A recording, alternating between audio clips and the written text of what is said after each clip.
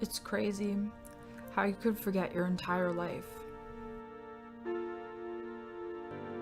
Entire years gone.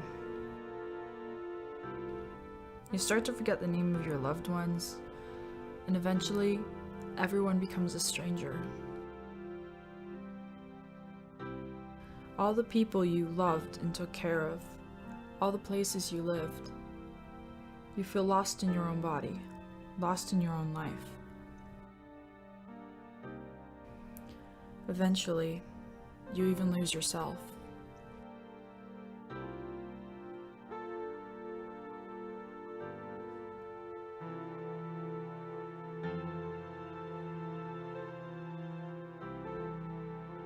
My grandparents were a huge part of my upbringing, and my grandmothers played a very large role in how I developed as a person. When I was in grade school, my yaya, which is grandmother in Greek, would always take care of me. She would make us breakfast, and she'd make us lunch, and she'd come pick us up from school. She cleaned the house, she did absolutely everything for us. The hardest part in this is realizing that the roles have reversed. My babcia, which is grandmother in Polish, was the first to develop this illness. She was always reading. All she did was read. Reading was in her blood. She wanted to be a teacher, she would tell me, since she was born. And despite all the hardship she went through, she managed to come to Canada, live out that dream. And she was my first teacher. Before I went to school, she taught me how to read, she taught me how to write. I would come over to her house for the day and I would learn how to count and have lunch. Looking back, they were such good memories. I sat down with my babcia and asked her some questions to prompt her memory. What I remember is a lot of the Russians, the moving from one place to another, and it was not a very wonderful thing. It was, and then we were in India. Mm-hmm. It was nice, very nice, because we were to Polish school, and I can't complain in India, especially in England. In England was perfect, beautiful. Yeah. You went to school, to high school, and we had all the things that children do.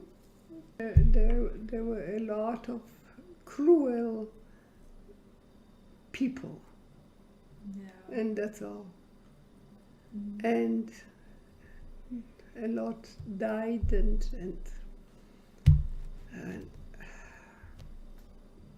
the worst was Russia, and that's all. Actually, I could keep you for a long time. I know the story is better than her now.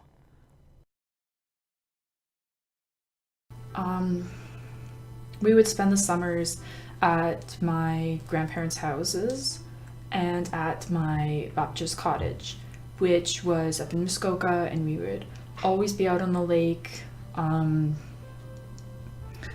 we'd stay with them and have dinner, and those were just amazing times. And it was in that place that I first noticed the illness. She was reading a newspaper article, and I remember exactly what it was about too. And she read it to us, and 5 minutes later, she read it to us again. except she had no recollection that she'd read it before. And I remember my grandfather saying to her, like, you just read that. And she was like, no, I didn't. No. And she was adamant that she'd never read it. That was when I realized what was happening to her. I tried to interview my Yaya, but she refused to sit down and kept walking. She was the one who would always run our household. She took care of us and she was always on top of things. She worked literally until she was like 82 or 83. She was always really high energy, and even though she can barely clean anymore, she still tries her best. She loves vacuuming and fluffing up pillows and dusting. I've realized that letting her be in her own world is better for her. Why should we force them to recognize their loss? Why not just let them be happy? I think that when we really noticed something was wrong, like you could tell because things would start becoming, like she would come to the house to clean and things would start going missing and things would start being misplaced. She wouldn't really be as independent as she used to be. She kind of had to ask us like what we were doing and what she needed to do and all that.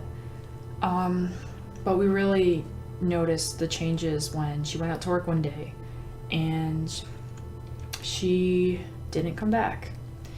And I remember the whole family was just terrified because this had never happened before. And we had to call the police and they got involved. And eventually she was found, lost on the subway. She'd been riding it for the entire day. And that's when we kind of realized like things were gonna have to change. And they were gonna have to change dramatically.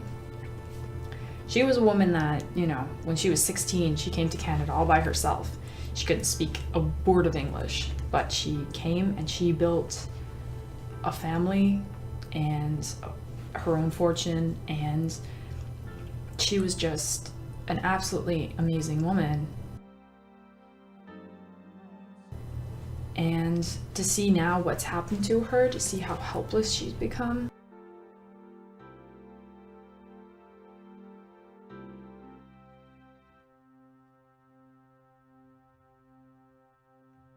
Over the years, I've gotten used to losing them, but I wish I could have them back and have even just one conversation with them.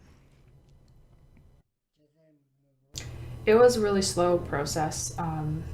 Looking back, it seems quick. It seems like it happened overnight.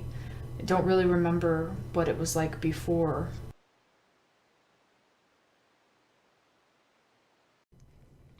Watching their independence flee is the most painful part. You wish you could help them, but your hands are tied. The best thing you can do is be patient and enjoy all the little moments. When they remember your name or recognize your voice. Dementia is like losing someone twice. But one thing it's taught me is how to cherish the present and appreciate every single moment I have with them and appreciate their good days. It's given me a lot more patience with dealing with things in life because I've learned how to help them and how to watch for them and take care of them, just as they took care of us.